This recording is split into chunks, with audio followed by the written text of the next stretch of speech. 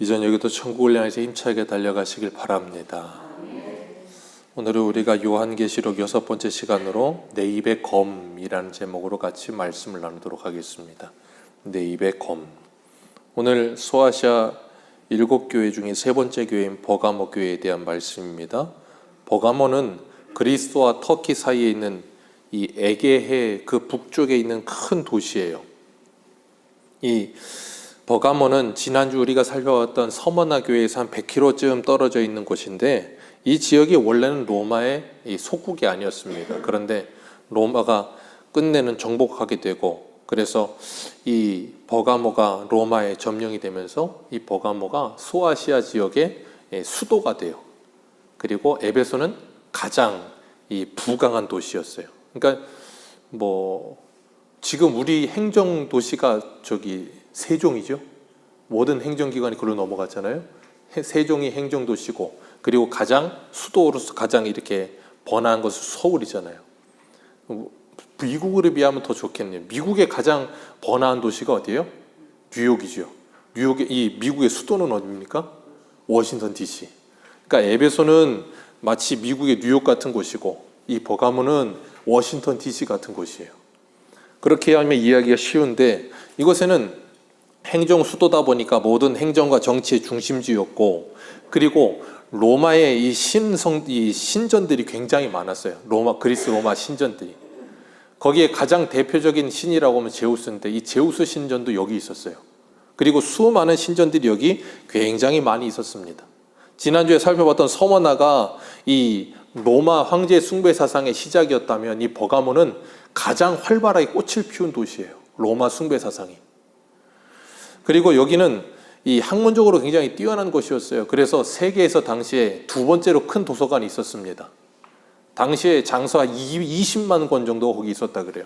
지금으로 치면은 별것 아닐 수 있을지 몰라요. 지금도 20만 권이면 어마어마한 겁니다. 우리나라 웬만한 대학은 20만 권 없어요, 도서관에. 지금은 다 인쇄기술 발달해서 카피하고 그렇게 해서 제본을 해갖고 책을 만들면 금방금방 만들지만, 이 당시엔 다 필사였다고요. 근데 20만 권의 책이 있다는 건 엄청난 겁니다. 세계에서 두 번째로 컸다 그래요. 그리고 의학이 굉장히 발달했대요.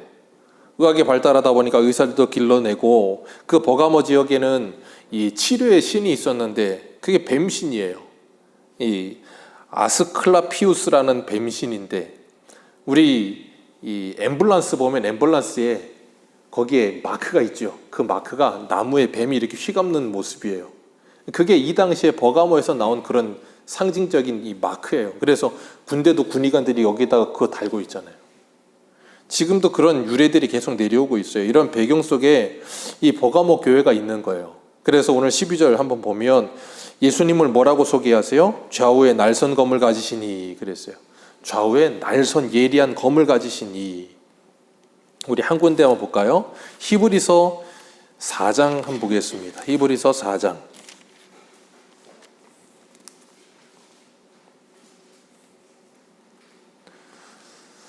12절 말씀, 아주 유명한 말씀이죠. 히브리서 4장 12절 말씀 우리 같이 한번 읽어보겠습니다.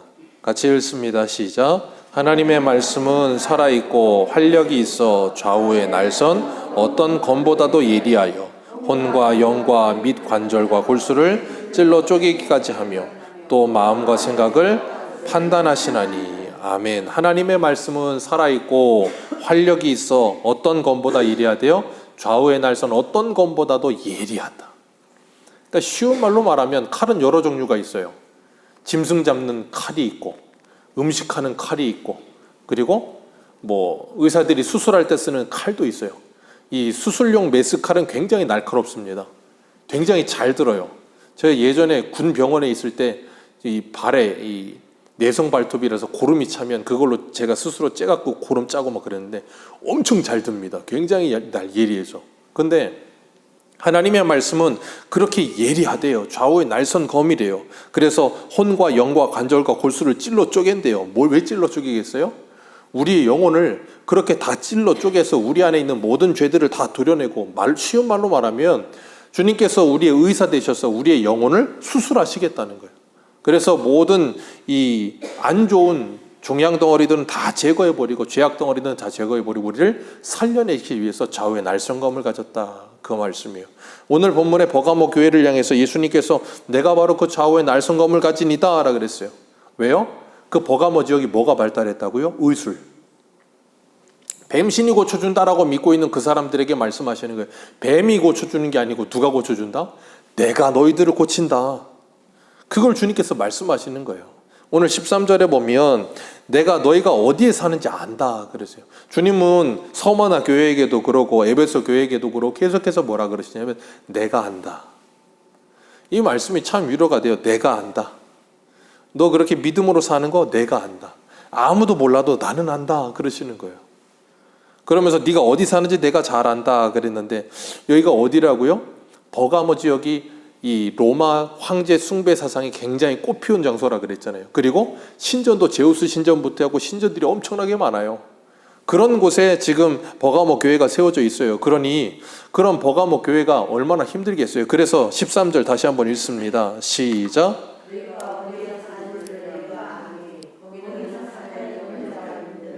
거기까지만 읽습니다. 어디 있는지 내가 안다. 어디 있다고요? 사탄의 권자가 있는 곳이라. 우상숭배가 득실득실한 곳에 내가 너희가 우상숭배 본거지가 있는 곳에 네가 있는 걸 내가 안다. 그러니 얼마나 힘드냐. 그 말씀하시는 거예요. 사람은 누구나가 다 다른 사람에게 영향을 받거나 영향을 주며 삽니다. 그래서 금묵자욱이라고 하잖아요. 더러운 데 가지 말라고. 왜요? 묻는다고. 그렇게 말하는 것처럼 우리가 어떤 환경 속에 사느냐는 참 중요해요. 이 맹자의 어머니는 아들 교육시키기 위해서 3번 이사했다 그러잖아요. 그런 것처럼 어떤 환경과 어떤 상황에 있느냐 참 중요한 겁니다. 지금 버가목이 어떤 상황이라고요? 사단의 권좌에 있어요. 얼마나 힘들겠습니까? 이런 곳에 있으면 어떠고 싶어요? 빨리 떠나고 싶죠. 이게 그냥 터가 안 좋아. 쉬운 말로 말하면. 세상 사람들의 말 들으면 터가 안 좋아. 왜? 그냥 사단의 권자가 가득하대. 온갖 우상숭배가 다 둘러싸여 있고 여기도 신전, 저기도 신전, 여기도 우상숭배, 저기도 우상숭배 덩어리야. 저희 교회도 어린이집 바로 옆에 노인정하고 사이에 그거 있었잖아요. 비석들 막 놓여 있어고 제가 그거 보면서 날마다 그랬어요. 야, 이것 좀 파가가지고 저 영종 진공원에 갖다가 놨으면 좋겠다. 그 영종 박물관 있잖아요. 제가 맨날 그 생각하면서 심사님한테 그랬거든요. 근데 어느 순간 다 파갔어요. 어디 간 애들이 그걸 거기 가 있더라고요, 진짜. 신기하더라고요. 거의 다 가 있어. 그러면 좀 저기도 좀 길 좀 내면 좋겠는데 길은 안 내요.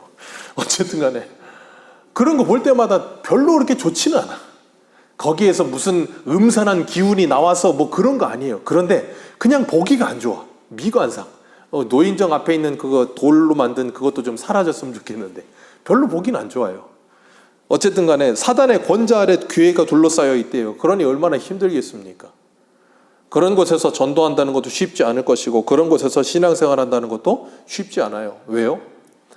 지금은 덜하지만 그 당시엔 핍박이 있었어요. 아예 눈에 보여지는 핍박이 있었단 말이에요. 그래서 어떤 핍박이 있어요? 13절 같이 다시 한번 읽습니다. 내가 내 이름을 거기 같이 읽습니다. 시작. 내가 내 이름을 굳게 잡아서 내 충성된 증인 안디바가 너희 가운데 곧 사탄이 사는 곳에서 죽임을 당할 때에도 나를 믿는 믿음을 저버리지 아니하였도다. 아멘. 그런 곳에서 핍박을 받다가 안디바라고 하는 사람은 어떻게 됐다고요? 순교까지 했어요. 충성된 증인으로 살다가 순교했대요. 그가 뭘 붙들어요? 내 이름을 굳게 잡아. 예수 그리스도의 이름을 굳게 잡고 믿음 생활하면서 세상과 타협하지 않고 살았다는 거예요. 그러다 보니까 뭐예요? 많은 핍박이 찾아온다는 거예요.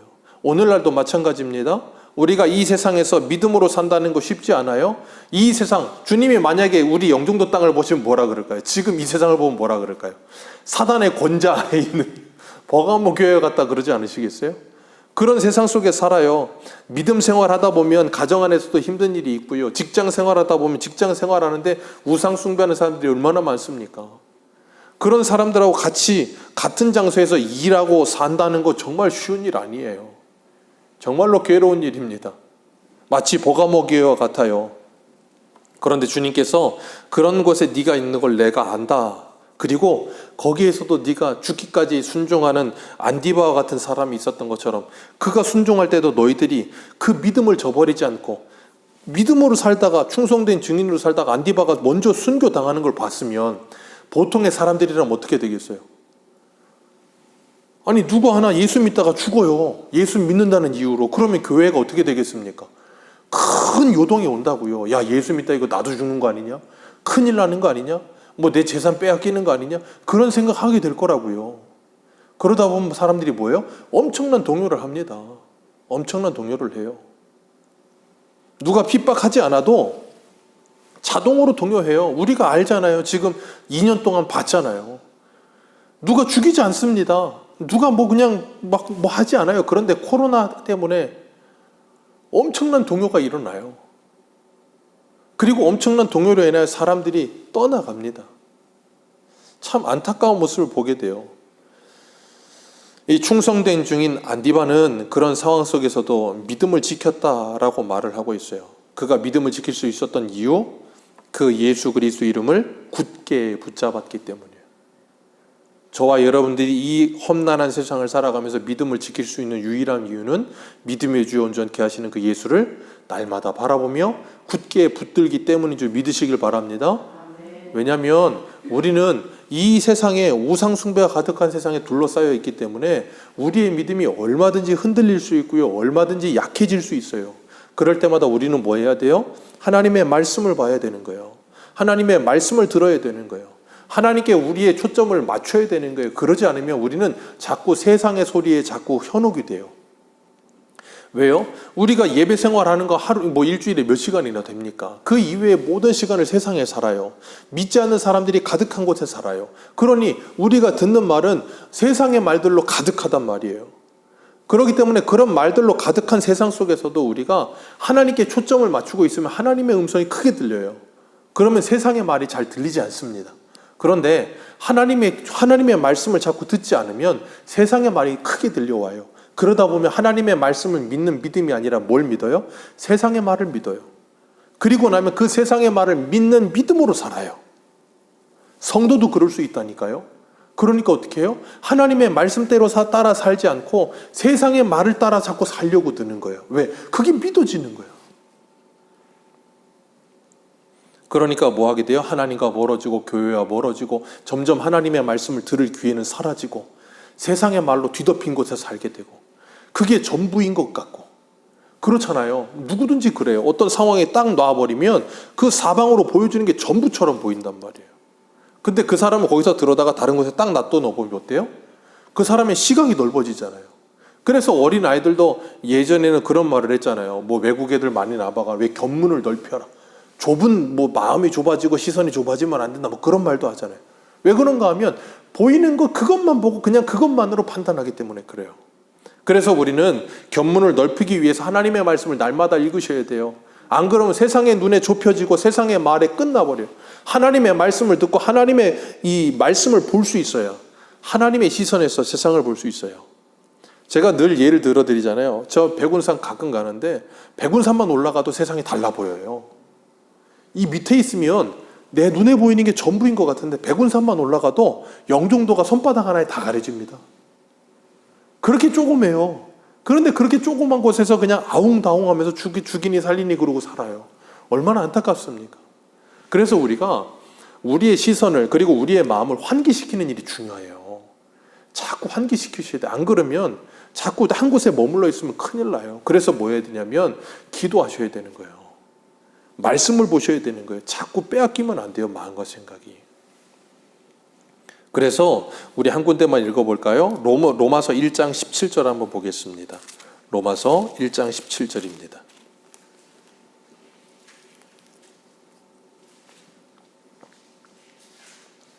로마서 1장 17절 같이 읽습니다. 시작. 복음에는 하나님의 의가 나타나서 믿음으로 믿음에 이르게 하나니 기록된 바 오직 의인은 믿음으로 말미암아 살리람과 같으니라. 아멘.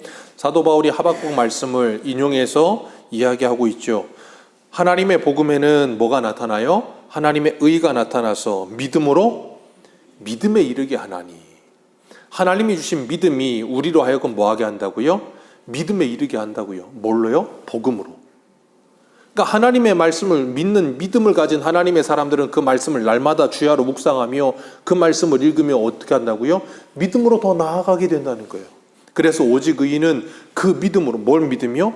하나님의 말씀을 믿는 믿음, 그 믿음으로 말미암아 살리라. 그렇게 말씀하시는 거예요. 그러니까 우리의 마음이 흔들릴 때, 여러분들이 인생을 살아가면서 세상의 말에 자꾸 현혹이 될 때 뭐 하셔야 돼요? 하나님의 말씀을 읽으셔야 돼요. 그리고 기도하셔야 돼요. 왜요? 빌립보서 4장에 뭐라 그랬습니까? 믿음의 주, 아니, 우리가 기도하면 하나님께서 우리의 마음과 생각을 뭐 하시리라? 지켜주시리라. 약속하셨어요. 오늘 충성된 증인이라고 하는 이 안디바는 그 믿음을 가지고 살다가 순교했습니다. 그리고 버가모 교회도 그 믿음을 잃지 않았어요. 그런데 그들에게 책망할 것 두어 가지가 있다 그러셨어요. 14절을 보면 뭐래요? 교훈 두 가지를 따르고 있어요. 무슨 교훈이냐면 첫 번째 발람의 교훈을 따르고 있어요. 발람의 교훈. 발람 하면 민수기 22장에서 25장까지 나오는 사람이에요. 이스라엘 백성들이 출애굽에서 광야를 지나고 있을 때 모압 왕 발락이 이스라엘 백성들이 엄청나게 많은 숫자니까 당시 200만이면 애굽 사람보다도 많은 거예요. 엄청난 숫자입니다. 그러니까 이 모압 왕이 발락이 무서운 거예요. 그러니까 이 주술사와 같은 거짓 선지자 발람을 초대합니다. 와서 이스라엘 백성들 좀 저주해달라고. 그럼 내가 큰 돈을 주겠다고. 안 와요. 한 번, 두 번, 나중에 백지수표를 던집니다. 그랬더니 그제서야 가요. 가는데 하나님께서 그에게 시키는 말만 해라. 그리고 나중에는 저주도 못하게 막아버리셨어요. 그러니까 발람이 나중에 그러죠. 발락에게. 하나님이 막으시는 백성 누가 저주할 수 있겠냐. 못한다. 그렇게 말을 해요. 그리고 마지막에 가면서 마지막으로 그 발락에게 가르쳐준 게 뭐냐면 오늘 본문 14절 같이 읽습니다. 시작. 그러나 내게 두어 가지 책망할 것이 있으니 교훈을 지키는 자들이 있도다. 발람이 발락을 가르쳐 이스라엘 자손 앞에 걸림돌을 놓아 우상 제물을 먹게 하였고 또 행음하게 하였느니라. 아멘. 발람이 발락을 가르쳐줬어요. 뭘 가르쳐줬냐면 미인계를 써라. 생각해 보세요. 애굽에서 나왔어요. 나올 때도 노예 신분으로 나왔습니다. 광야 생활을 했어요. 광야 생활하는 동안 이스라엘 백성들이 씻기를 제대로 씻었겠습니까? 여인들이 화장이라도 좀 했겠습니까? 안 했을 거란 말이에요. 모래바람 맞으면서 뜨거운 햇살 맞으면서 살았을 거라고. 그런데 어떻게 해도 안 되니까 발람이 발락에게 가르쳐준 게 미인계를 쓰라는 거예요. 화장 곱게 한 여인들을 풀어서 이스라엘 남자들을 꼬시라는 거예요. 꼬셔서 뭐하게 해요? 술 먹이고 그리고 그들이 섬기는 우상 숭배하게 만들고 나중에는 그 여인들과 음행하게 만들고 그 일로 인하여 하나님께서 전염병을 보내 이스라엘 전역에 24,000명이 죽게 하셨어요. 이 발람의 교훈이 뭐예요? 발람이 발락에게 찾아오게 된 계기가 첫 번째가 뭐냐면 돈 때문이었어요. 돈을 많이 준다. 그러니까 와서 저주해줘라. 나중에는 이것도 저것도 안 되니까 이렇게 하라고 미인계를 가르쳐주기까지 합니다. 이유가 뭐였어요? 돈 때문에. 돈 때문에 넘어가서 그들을 그렇게 하게 만드는 거예요. 그런 것처럼 유다서, 우리 요한계시록 바로 앞에 유다서니까 유다서 11절을 한번 볼까요? 유다서 11절입니다. 같이 읽습니다. 시작. 화 있을진저 이 사람들이여 가인의 길을 행하였으며 삭슬 위하여 발람의 어그러진 길로 몰려갔으며 고라의 패역을 따라 멸망하였느니라. 삭슬 위하여 발람의 어그러진 길로 몰려갔으며 발람의 교훈을 따라 걸림돌을 놓았다. 그래서 뭐하게 해요? 우상의 제물을 먹게 만들었다. 음행하게 만들었다. 그런 것처럼 이 버가모 교회 안에도 돈 때문에 그런 사람들이 일어나는 거예요. 그러니까 예수님을 믿다가도 그 신앙을 믿음으로 지키다가도 뭐가 들어오면요, 돈의 노예가 되기 시작하면 사람이 무너지는 거예요.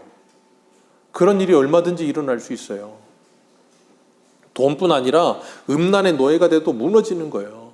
얼마든지 그럴 수 있거든요. 제가 예전에 서울교회 있을 때 그 목사님이 중국에 가셔서 가끔 중국에 있는 분들을 말씀을 가르치고 그랬었는데 그 중에 정말 믿음이 좋은 사람을 한국으로 데리고 나오셨는데 그 사람이 한국 와서 직장 생활하기 시작하면서부터 한 1년 지나니까 교회를 안 나오기 시작해요. 이유가 뭐였냐면 돈을 벌기 시작하니까. 중국에 있을 땐 그러지 못했는데 그 믿음으로 그렇게 잘 살았는데 한국 와서 교회까지 안 나오는 거예요.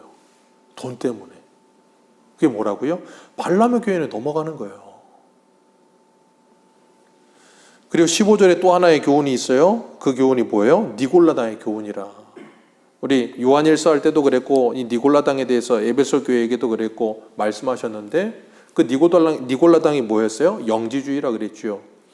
그러니까 육은 악하고 영은 선하다. 그러니까 예수 믿고 구원받았으면 이 육신은 아무렇게나 살아도 된다. 그게 이 구원파의 그 잘못된 구원론이기도 하거든요.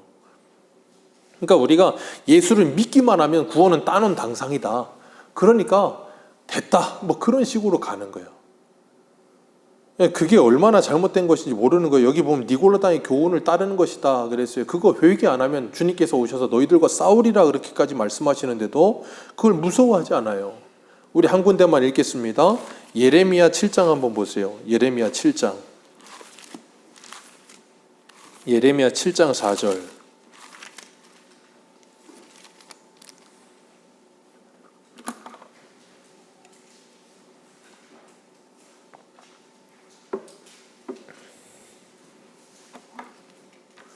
예레미야 7장 4절입니다. 우리 구약성경 1061페이지 예레미야 7장 4절 4절부터 11절까지 우리 같이 읽겠습니다. 시작. 너희는 이것이 여호와의 성전이라 여호와의 성전이라 여호와의 성전이라는 거짓말을 믿지 말라. 너희가 만일 길과 행위를 참으로 바르게 하여 이웃들 사이에 정의를 행하며 이방인과 고아와 과부를 압제하지 아니하며 무죄한 자의 피를 이곳에 흘리지 아니하며 다른 신들 뒤에 따라 화를 자초하지 아니하면 내가 너희를 이곳에 살게 하리니 곧 너희 조상에게 영원 무궁토록 준 땅이니라. 보라, 너희가 무익한 거짓말을 의존하는도다. 너희가 거짓말하여 살인하며 간음하며 거짓 맹세하며 바알에게 분향하며 너희가 알지 못하는 다른 신들을 따르면서 내 이름으로 일컬음을 받는 이 집에 들어와서 내 앞에 서서 말하기를 우리가 구원을 얻었나이다 하느냐. 이는 이 모든 가증한 일을 행하려 함이로다. 내 이름으로 일컬음을 받는 이 집이 너희 눈에는 도둑의 소굴로 보이느냐. 보라, 나 곧 내가 그것을 보았노라. 여호와의 말씀이니라. 아멘. 주님께서 이게 뭐라고 말씀하시는 거냐면 오늘 본문에 말씀하시는 발람의 교훈과 니골라당의 교훈이라고 말씀하고 계시는 거예요. 돈과 음란과 모든 죄악된 것들에 다 빠져들어가서 그들이 뭐예요? 그 세상 사람들과 똑같은 삶을 살고 있으면서 그러면서도 교회 안에 들어와서 뭐예요? 나는 구원을 얻었나이다 라고 말을 한다는 거예요. 10절 하반절 이는 이 모든 가증한 일을 행하려 함이로다. 월요일부터 토요일까지 마음대로 죄 짓고 살면서 주일날 교회 안에 들어와서 예배 한번 드리고 헌금 몇 푼 하고 그걸로 자기의 모든 죄를 다 용서받았다는 것처럼 자기 마음의 위안을 삼는 거예요. 오늘날 그런 사람들이 얼마나 많은지 몰라요. 예배 한번 드리고 헌금 몇 푼 하면 그걸로 내 죄가 사해질 거라고 생각하지 마세요. 그건 천주교 교리입니다. 그러니까 그 사람들은 고해성사하잖아요. 우리는 그거 하는 사람들 아니에요. 우리는 회개해야 되는 사람들이에요. 회개하고 돌이켜 회개에 합당한 열매를 맺는 삶을 살아야 돼요. 주님 우리에게 분명히 말씀하고 계시는 거예요. 그러지 않으면 도둑의 소굴이 되어버리는 거예요. 뭐가요? 우리의 마음이. 하나님의 말씀이 없으니까 도둑의 소굴이 되어 있는 거예요. 이 속이. 그래서 주님께서 오늘 본문 16절에 그러므로 뭐 하래요? 회개하라. 그러므로 회개하라. 주님께서 우리에게 말씀하시는 거예요. 16절 우리 같이 16절 같이 한번 읽어볼까요? 시작.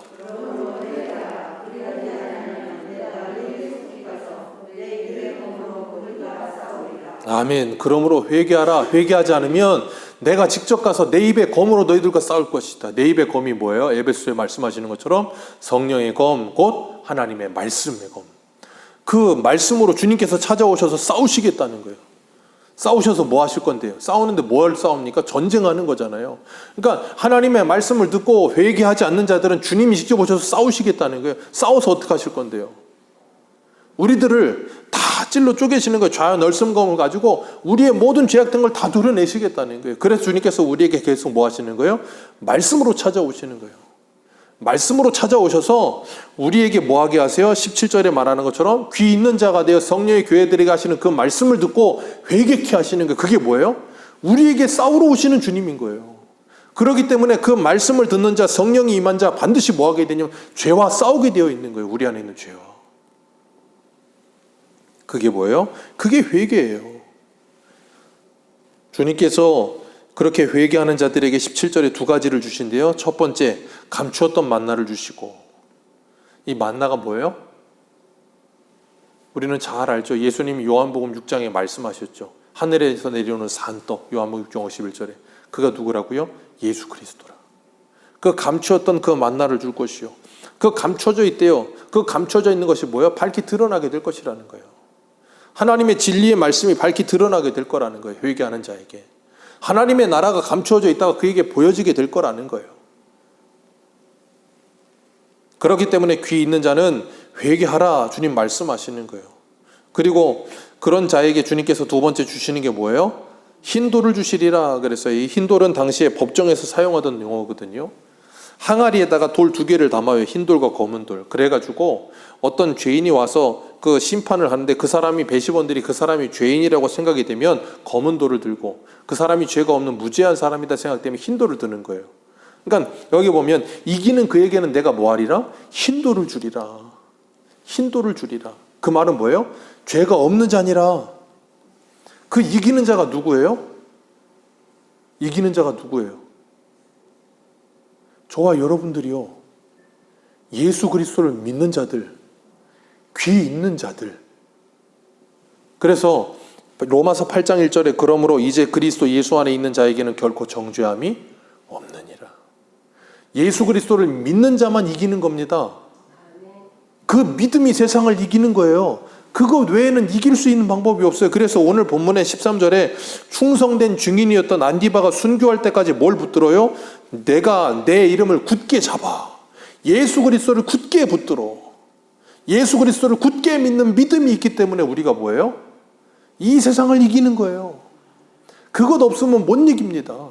우리가 무슨 대단한 사람이라고 세상을 이깁니까? 우리는 우리의 힘으로 우리의 굳은 결심과 의지로 못 이깁니다. 우리는 연약해서 그래요. 그래서 하나님의 말씀을 날마다 묵상하며 그 말씀을 읽으며 그 말씀을 믿음으로 날마다 나아가는 거예요. 우리 믿음이 흔들릴 때마다 그 믿음을 굳게 하시는 분이 누구예요? 성령 하나님이세요. 그러니까 그 말씀을 날마다 붙들려 살아야 되는 거예요. 그러지 않으면 우리는 이 니골라당의 잘못된 교훈에 의해서 느슨해져요. 자꾸 삶이 나태해지고 느슨해지고 거룩하고는 거리가 멀어져 가고, 우리 주일 저녁에도 데살로니가전서 하면서 말씀하셨잖아요. 하나님의 뜻은 너희의 거룩이다. 그 거룩이 뭐라고요? 첫 번째, 음란을 버리고 하나님을 모르는 이방인들과 같이 세욕을 따르지 말아라. 그게 거룩이다. 그런데 느슨해지기 시작하고 이 니골라당의 교훈에 빠져들기 시작하면 뭐예요? 예수 믿고 구원받으면 되지.